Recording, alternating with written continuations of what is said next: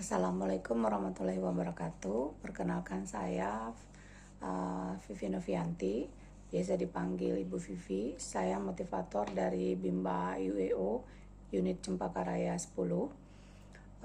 Saya salah satu peserta training program kebimbaan dan ini adalah video tugas keempat saya. Saya akan mencoba menjawab pertanyaan yang sudah diberikan. Sebelumnya saya menyapa teman-teman terlebih dahulu. Apa kabar semua? Tetap semangat dan terus belajar. Baiklah, pertanyaan yang pertama adalah jelaskan dasar hukum dalam menerapkan metode Bimba yang Anda pahami. Yang pertama adalah Konvensi Hak-Hak Anak PBB tahun 1989 dan Undang-Undang Republik Indonesia nomor 23 tahun 2002 tentang perlindungan anak. Yang kedua, dasar hukumnya adalah teori belajar dalam psikologi pendidikan, teori behavioristik oleh Edward Le Tondir. Dasar hukum ini berkaitan dengan hak anak. Ternyata fitrah anak itu sebagai pembelajar itu sudah dari lahir. Dan untuk menjadi pembelajar, caranya dengan membimbakan melalui metode Bimba. Ketika kita tidak menerapkan metode Bimba, maka ada hak anak yang tidak terpenuhi, sehingga berdampak orang dewasa merampas hak anak tersebut. Sedangkan dalam proses membimbakan, seorang motivator sudah memberikan dua hak anak sekaligus, yaitu hak bermain dan hak mendapatkan pendidikan.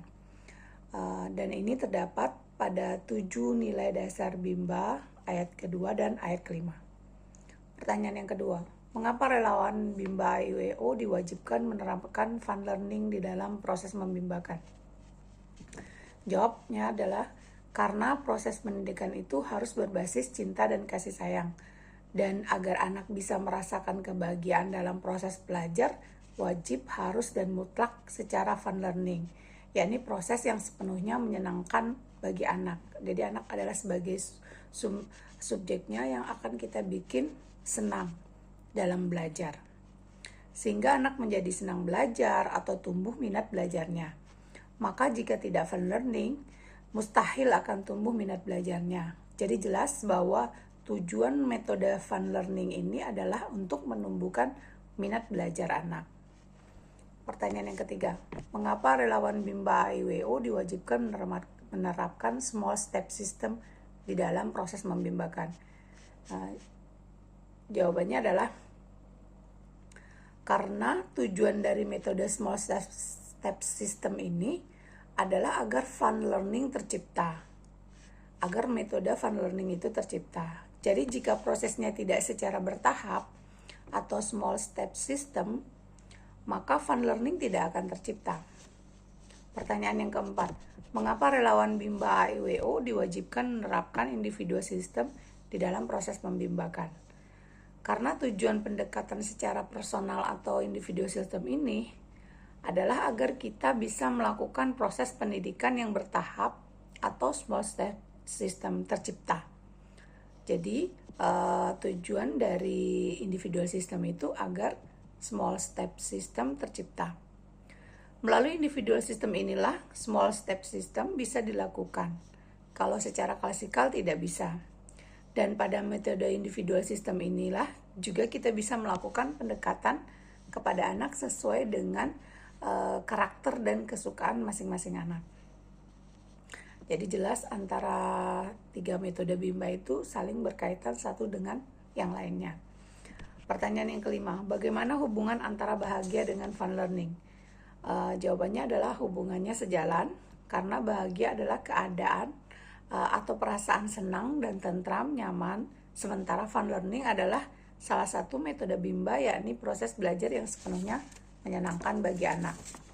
Jadi jelas ketika anak-anak sudah merasa senang dalam belajar, maka tentu akan menimbulkan rasa gembira, antusias, dan bersemangat, sehingga menciptakan rasa bahagia di awal datang sampai pulang ke rumah, sehingga akan bisa berdampak pada anak mengulang kembali, sehingga nanti bisa menghasilkan kemampuan pada anak tersebut. Pertanyaan ke-6, bagaimana hubungan antara metode Bimba dengan minat belajar? Jawabannya adalah bahwa tujuan dari metode Bimba itu sendiri adalah untuk menumbuhkan minat belajar anak. Jadi pada saat kita sudah melaksanakan metode Bimba, maka tentu akan sendirinya akan tumbuh minat belajar anak. Karena anak-anak senang belajar. Sehingga ketika anak senang belajar, proses ini bisa dilakukan secara berulang, dan ketika sudah berulang, maka berdampak pada kemampuan anak. Pertanyaan yang ketujuh, di antara ketiga metode utama Bimba, mana yang harus kita capai terlebih dahulu? Mengapa? Jawabannya adalah dari ketiga metode Bimba ini yang terlebih dahulu kita capai adalah fun learning. Karena cara untuk menumbuhkan minat belajar anak adalah dengan melaksanakan proses belajar yang sepenuhnya menyenangkan bagi anak. Sehingga anak menjadi senang, semangat, dan antusias melakukan kegiatan bermain sambil belajar. Pertanyaan yang ke-8, sudahkah Anda menerapkan teori belajar dalam psikologi pendidikan dalam kehidupan sehari-hari? Berikan contoh konkretnya. Sudah. Contoh konkretnya adalah pada saat membimbakan kita wajib full senyum. Menyambut anak-anak dengan gembira, disapa, kemudian ditanya. Sehingga jika awalnya anak-anak sudah senang, maka anak-anak akan semakin bersemangat datang ke Bimba. Ini semua karena prosesnya yang menyenangkan. Kegiatan yang membuat orang senang tentu akan berulang. Dan kalau sudah berulang, maka akan berdampak pada kemampuannya. Ketika mampu, maka anak akan semakin siap, dan tentu prosesnya akan menyenangkan, atau timbullah minat yang menggelora atau minat kuadrat. Pertanyaan yang ke-9, ceritakan pengalaman Anda pada saat menerapkan metode Bimba AIUEO baik di Bimba AIUEO maupun di lingkungan keluarga. Jawabannya, pada saat di Bimba AIUEO, kebetulan saya menggantikan guru yang sudah mengundurkan diri. Pada saat itu ada anak yang sudah 78 kali pertemuan namun tidak mampu untuk baca 5 huruf. Saya berusaha membuat anak tersebut nyaman terlebih dahulu. Karena anak ini bersifat introvert atau pendiam, tentu effort yang saya lakukan adalah lebih besar.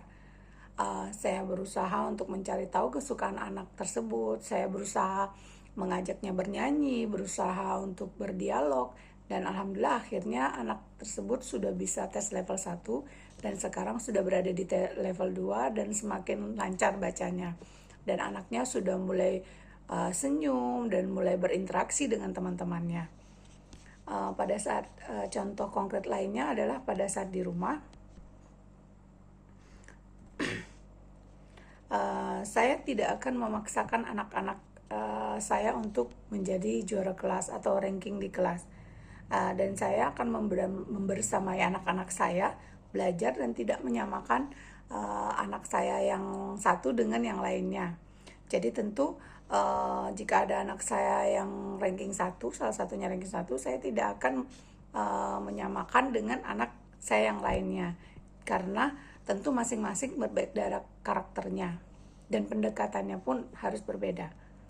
Pertanyaan yang terakhir, apa dampak yang akan dirasakan jika seorang relawan tidak memahami metode Bimba?